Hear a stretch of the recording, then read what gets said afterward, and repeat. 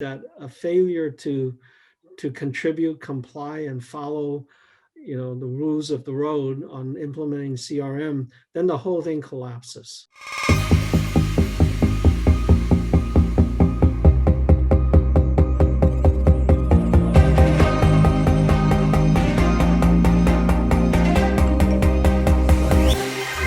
Welcome back to another episode of Go-to-Market Excellence. My guest is Tom Huey. He's the founder and CEO of HSTpathways. HSTpathways is the leader in cloud-based ambulatory surgery center software. And Tom, we're so glad to have you. Welcome to the show. Thank you, and it's a pleasure to be here. Absolutely. So when we first chatted, I think it was a couple of weeks ago, you said something really interesting to me. I've been thinking about it ever since. You said you're the top evangelist at your company when it comes to your CRM. And I thought that was interesting because you're the CEO and you're the founder. So what did you mean when you said you're the top evangelist when it comes to the CRM?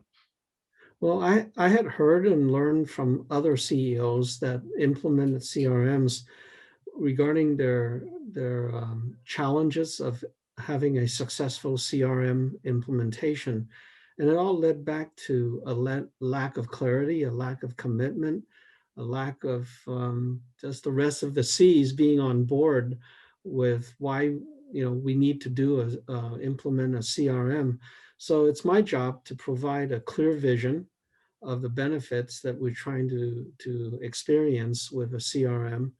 And I need to send a very strong message that it takes a lot of effort, and it's not something that we do when we have time, but it's something we do purposefully and deliberately. Yeah. And you're obviously the founder of the company. Was this something that you've done since the genesis of the firm, or was it something that you began harping on a few years into it? So I'm one of the victims of prior CRM failures. I've traveled that course and learned a lot of lessons, and it can be very expensive to go through all of that time and effort and not get the benefits of what you're hoping for. And just because prior attempts didn't work out doesn't mean that it's the wrong tool or it's something that you abandon. We still have a business need that a CRM addresses. So gave it another try and learned from the past mistakes. And I would say that this time things went much smoother, and we are feeling the benefits of it. Yeah, I'm going to ask you about the benefits in a minute, but why do you think so many companies struggle with this? I think it's a common thing I've heard over the years, and yeah, I'm just curious what your view is on why it's such a challenge. I think it really just starts from a lack of clarity and understanding of the goals and objectives and the benefits, and it's presented or positioned or lack of position in such a way that people think, well, I'll do this if I have time, right? And if you adopt that attitude, it never gets done. I think the other one is a lack of consistency. This isn't something that you do one time and then it's going to be yours forever. Is a nonstop effort in scrubbing, maintaining, adding content into your CRM. And it's also something that it doesn't work if just some people feel that it's super important and others don't. It's because then the whole thing fails. Have you experienced that? And is that something that you are actively working to overcome? Absolutely. For us, and I use this term frequently, it's our single source of truth. Mm-hmm. And if you don't have that single source of truth, you create new problems. You'll end up with spreadsheets on everybody's laptop or desktop, and you have distributed data everywhere. And then when it comes time to do an analysis or use it in a meaningful way, you can't do it, and the whole thing falls apart. So I was very clear in involving marketing and sales, involving our accounting and finance department, involving our customer support department, and making sure that they all understood that a failure to contribute, comply, and follow the rules of the road on implementing CRM, then the whole thing collapses. Mm. Yeah, I think you said before, if every person doesn't adhere to the same processes, then the data just deteriorates and it becomes useful. And I think the worse than it becoming not useful is it becomes completely misleading. When what is it like when you can't trust the data? It's beyond just that you can't trust it and it's not useful. It actually can mislead you and lead you to bad decisions. What have you done to combat that? Yeah. So, um, you know, in many cases, technology, as you know, is just a tool, right? And you have to be very thoughtful about processes and procedures. There's a saying that if you have a bad process, automating it just makes your bad process go faster or become more prevalent. Yeah. And this is something we're very mindful about and we avoid. So one of the things that we do with our client success management team is that they touch our customers, meaning by phone virtually, at least once a quarter. And we, are very efficient, respectful of our customers' time, and we go through and update information. The most important, one of the most important content that we want to update is if there's any turnover in management in our customers' business, because oftentimes when there is turnover, there's a lack of knowledge transfer and awareness of what we do. And so the other one is a change of ownership. You know, Mhm. when our customers experience a change of ownership, there may be new initiatives that we're not aware of. There may be more opportunities for sales. We can upsell, cross sell, and so when there's a change of ownership, we make sure that we get our sales team in front of them and say, "Were you aware that we can do these other things for you?" So it's a nonstop effort to update the accuracy of our content in the CRM. hmm And you just stressed something super important, which is when you already have customers, when you already have data in the CRM, and ensuring that your CSM team is keeping it accurate, keeping it updated, because it actually can, um, if you don't, you can get blindsided by significant changes for your customers. And if you had only known, then you could prepare and you could risk mitigate and things like that. But what about the new customer acquisition process and not data that isn't already in your system, but is being inputted by forms and manually input by salespeople? Um, what about that is critical to you in your decision making process? And yeah, why don't we just start with that? Sure. There's good news here. The more you work at this, the easier it gets, Hmm. right? Because new customer content is very incremental, right? So if you have confidence in your existing database, right, of both customers and prospects, now you're just doing incremental ads, and Mhm. that's a much easier task, but very important. So we get that content from trade shows. Mhm. We get that from government agencies because in healthcare, when you open a surgery center, you have to file a lot of forms and applications. So we go to multiple sources to get that kind of data, and then we, populate our CRM. Gotcha. So as the data integrity champion at HST Pathways, you called it a labor of love. I'm curious, like really, if we could drill down into these specific tactics that you use um, to drive adoption and adherence to the processes, both I would say both on the sales and the sales side, so pre-customer, the customer acquisition side, and the customer success side. So like, yeah, obviously you figured it out. I want to know exactly the tactics you're using and maybe the stuff that didn't work that you figured out how to make work. Yeah, sure. So what we found on the customer success side of things is we entered, support tickets. We put a lot of narratives in there for context, um, and while a customer complaint or support is not a good thing, the absence of one is even worse, right? When you don't know about it, you can't do anything about it. And we do try to also qualitatively understand our data, right? And over time, our client success team is now kind of taken over for me as champions, Mm, because they're starting to experience the success of having good content in the CRM, and it's literally their Bible for guiding them. mm, And whenever a customer calls, the first thing that you do is bring up the page, on this client, and we can see whether, first of all, is the client behind in paying their bills, right? Well, that's an important it's critical. Yeah. yeah, it's a Got to get paid. correlation. Yeah. Well, and it's not just getting paid, but frequently a slow paying client is an indicator, a red flag that they're not happy, because sometimes when clients are not happy, they just slow pay or don't pay, right? Mm, So, that single source of truth ties so many things together for us. And it also allows our sales contact, right, the relationship manager on that, to know that there's something going on, and they can refer to those notes so that they don't get blindsided. They don't want to walk into a customer's account and then discover they're not happy.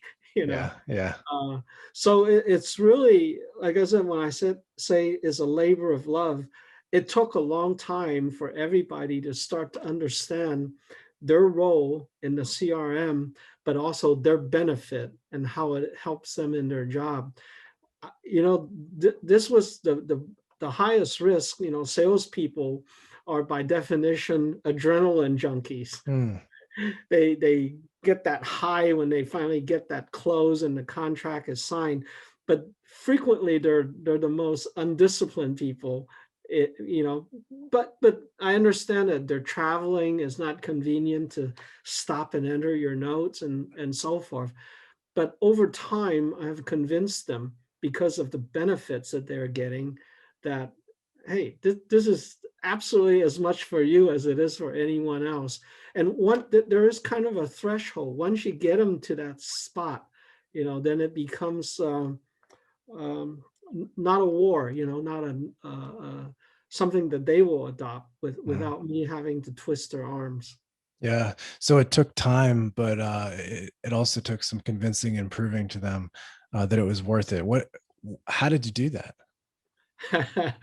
Well, I've been accused of a lot of things, and a lot of terms have been applied to me, but we get reports. You want to see, when was the last time that a note, when was the last time someone touched that account, Mm, right? I mean, there's a not that's probably the easiest one, to look at compliance, and whether you're being updated.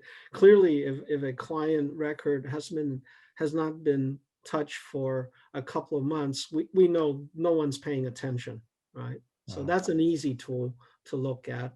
Um, I think, the other elements is really at the personal level is, whether it's a salesperson or a customer service rep, their direct report, their managers are responsible for reviewing, their interactions with the client. And if you start using the CRM tool to look at those activities, then that's kind of self-enforcing, right? Because you're daily living it.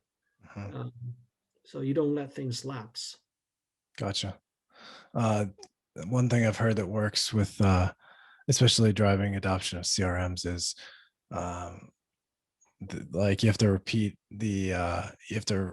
it maybe 7 or 8 times, or maybe even upwards of 10 or more. The leader has to repeat the direction and go through the benefits of the change numerous times. There's also another, it also helps when you do it through different channels or different mediums, so email, in-person meeting, Zoom meeting, Slack, or Teams messages if you use that. um, I know those are really we're kind of getting in the weeds here with tactics Mhm. for driving adoption, but is there anything in there that you've tried, or anything else similar to that's kind of like a trick that maybe other people wouldn't know? Well, I wouldn't use the word trick, you know, but definitely we have done a number of those things. just like in marketing, they say, give your message and then say it often Mm, until people believe it, right? And we've done that. We have repeated the importance, the message, the rationale for doing a CRM, and we've repeated that many times. But then on top of that, um, we do it again periodically. People kind of forget sometimes, and I would say my recommendation is you repeat that at least once a quarter or once every, biannually. The other thing that we do is we have a CRM engineer, mhm. which will help us fine tune it if we need to add data fields to it, if we need to fine tune automated processes, triggers, things like that. But then we also have a sales op manager, person Okay. that is constantly interacting with it, and we have very regular lessons in CRM, repeat. We show, hey, maybe you don't know, but you can use it this way. Here's how you can do a search. Here's some shortcuts. And they're all things that modify, user behavior. So we do all of those things. Gotcha. Very cool. So, and I'm assuming it's also part of new employee onboarding as well, right? Yes, it is. Yeah, yeah. Part of a more comprehensive onboarding and training uh, process. Yeah.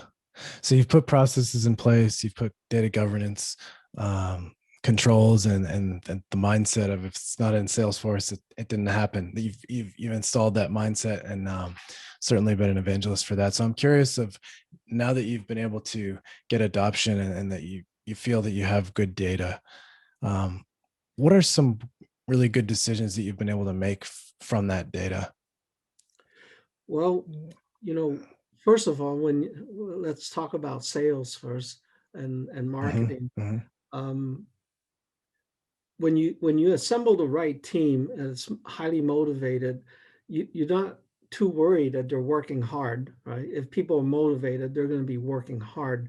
The Right. problem is people aren't working smart, Mm, right? And if you're tackling the market, everything is about opportunity costs, right? If I have 8 hours a day, I want to spend those 8 hours with the with prospects that I have the best chance of making a sale, right? And so what we're able to do is look at our CRM, and in our business, we have learned that there are certain characteristics of a prospect that would make them more likely to purchase products and services from us. In our scenario, it would be the size of the organization. mhm, How many operating rooms do they have? mhm, How many cases do they do per month? We look at whether they're sponsored by a corporate partner or whether they're a standalone business. What kind of specialties are they involved with? We know that certain specialties need our product and service more than others. And so, having a good CRM really helps our folks, zoom in on the high value targets and gets us a very, very healthy pipeline, right? mm, Maintaining that. Um, and again, and for our customer success folks, having accurate information, but also complete, having complete information because everybody contributes. This actually solves some communication problems within the company. I've my people are tired of me saying this. I repeat this phrase over and over again. In a growing company, right? The biggest internal challenges of communication is, who needs to know, what they need to know, and when they need to know it, right? Those are my three W's. And mm. when you get one of those three things wrong, people get upset It's because true. they can't get their job done, and they get held accountable. And the CRM isn't the panacea, the perfect solution for all of this, but it makes a huge impact on solving our communication problem. In a growth company, scalability is a really important element. And I would also say that the CRM helps us with our scalability issues. Yeah, certainly. And so before you were able to make smarter decisions, perhaps about um, who you should be going at, which prospects you should be going after, and before you um, were having you solved the communication issues. I'm guessing that maybe earlier on in the company there were just some decisions that you made that you were kind of misled by bad data before you had confidence that stuff in their CRM was accurate. What do you have any examples or things that come to mind that are a little painful, that decisions that you made based on the inaccurate or deteriorated data set? Yeah, there were so many data points on that. Um, I would have to say most of it was due to lack of information, frankly, the incompleteness Hmm. of our content. Um, we had always known that we would compete very effectively if we get if we get an at bat, right? Hmm. But when our CRM isn't complete, we don't, it's not that we lost the sale. We didn't even know it was there, right? Hmm. And so that was one of the things that really plagued us, and we've really remediated that. I think the you know kind of the other I guess we get our hands slapped sometimes by a customer. A lot of the larger corporate accounts, the chains, they don't want us calling on their centers individually. It's highly disruptive.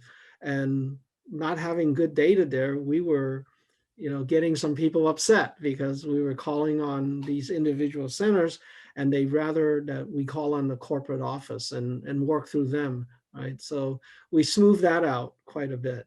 Um, let's see some other examples. I think one, I'm a big fan of. I say that business is about people. People make decisions. Yeah. Committees don't make decisions, right? And one of the things that we also learn is that when there are, I talked about this earlier, when there are changes in the management of a level of a surgery center, we call it a very incestuous business. A nurse director will be here one day, and then 2 years later they will be at a different surgery center. Knowing that helps us because if we have a good relationship, we follow that nursing manager and we're Mhm. very likely to get their business in the new business entity. So without that, our mistake was, gee, we're flying blind, right? We don't know where to go, who to talk to. Yeah, Uh, so those are some of the, that makes sense. Yeah. it's two sides of the same coin, really.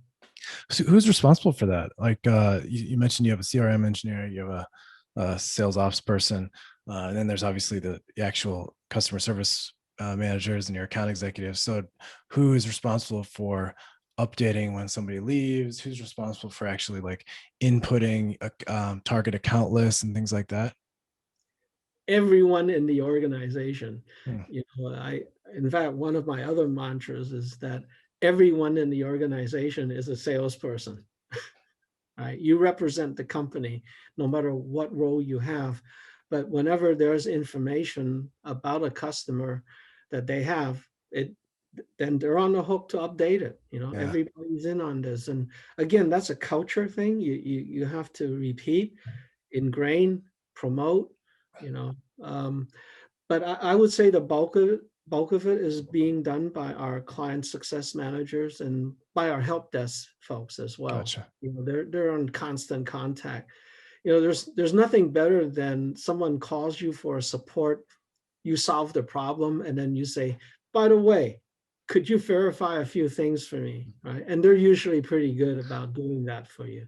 Yeah, I mean that happens anytime you call in for support to Verizon or Yeah. your insurance carrier or whatever. They're always doing that because they value the data integrity, and obviously it's working because these are huge companies. I'm referencing, Verizon or Right. Progressive or whatever. So yeah, super important. And I know one of the other things that you like to know, and you use your CRM for is to capture competitive information. When you win, when you lose, you want to understand why. Um, what Who's responsible for that, and how much do you believe in that data that they're putting in about competitors? Well, I'm believing it more and more. Okay. Um, that is a very difficult. There's no formula, it's very qualitative, right? And most of that information is very anecdotal. Um, so in addition to the CRM, we also keep a separate file of stories of Mhm. failures and successes. And it's really our sales and marketing team that's responsible for maintaining that. And again, I'm a big fan of competitive intelligence. I even want to know that if we did lose a sale in a head-to-head competition, are we always losing to the same salesperson from Yeah, our competitor? I want to know that, right? sure. Yeah, Uh, yeah. and our wins and losses, is there a pattern? Is it more in one market region versus another?